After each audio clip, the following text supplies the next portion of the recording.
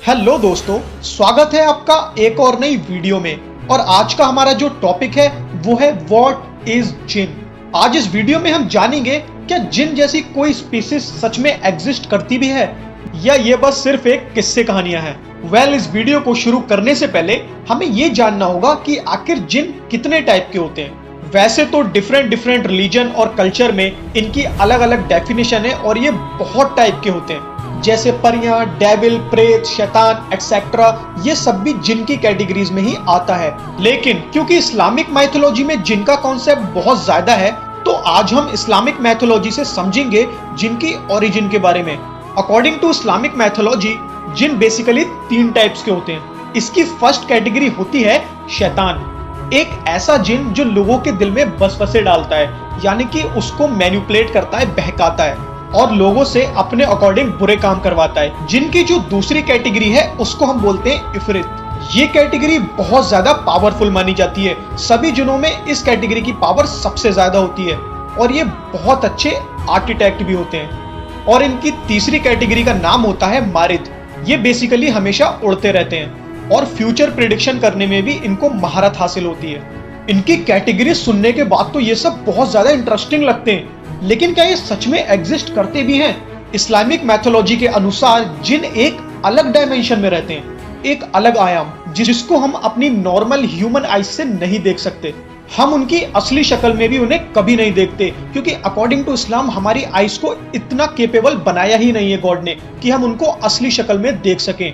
ना ही हम उनके रियल में, उनके आयाम में जा सकते हैं, लेकिन वो हमारे डायमेंशन में, हमारे वर्ल्ड में आ सकते हैं। तो वो क्या हमारे आसपास घूमते हैं? क्योंकि अगर ऐसा होता तो शायद आपके सभी दोस्त जिन होते, क्योंकि इंसानों वाली उनकी हरकतें तो है नहीं। और अगर जिन आसपास घूम सकते हैं तो वो ह्यूमन बीइंग के लिए तो खतरा बन जाएंगे, क्योंकि अकॉर्डिंग टू इस्लाम ज्यादा से ज्यादा जिन सिर्फ इंसानों का बुरा चाहते हैं। इस हिसाब से तो वो हमारे वर्ल्ड को कॉन्करर भी कर सकते हैं, क्योंकि 90% जिनका यही तो वर्क होता है, आपकी सोल को करप्ट करके उसको गॉड से दूर ले जाना।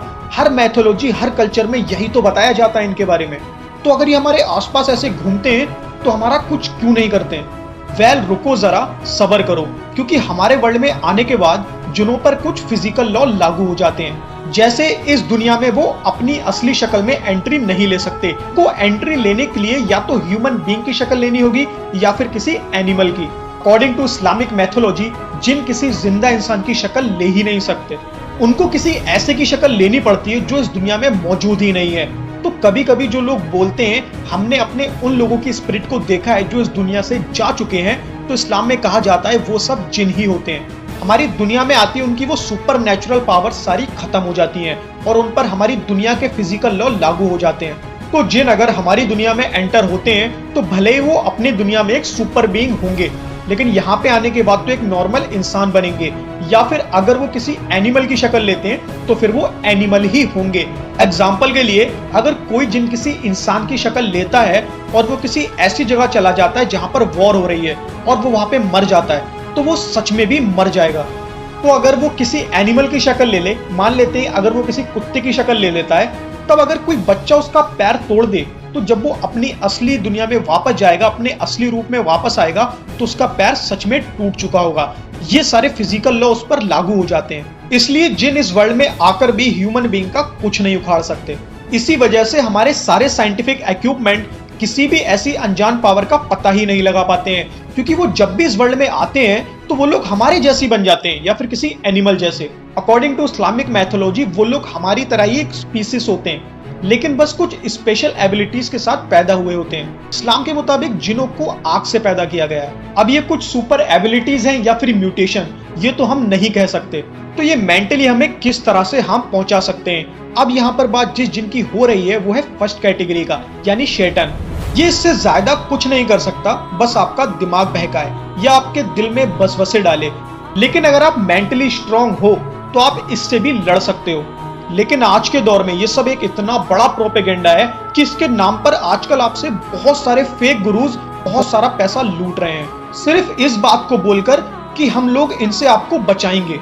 जबकि इनकी खुद की बुक्स ही कहती हैं कि आप लोग इनसे ज्यादा पावरफुल हो, इनसे ज्यादा स्ट्रॉन्ग है, आपके पास इतनी विल पावर है कि आप इनसे खुद भी लड़ सकते हो।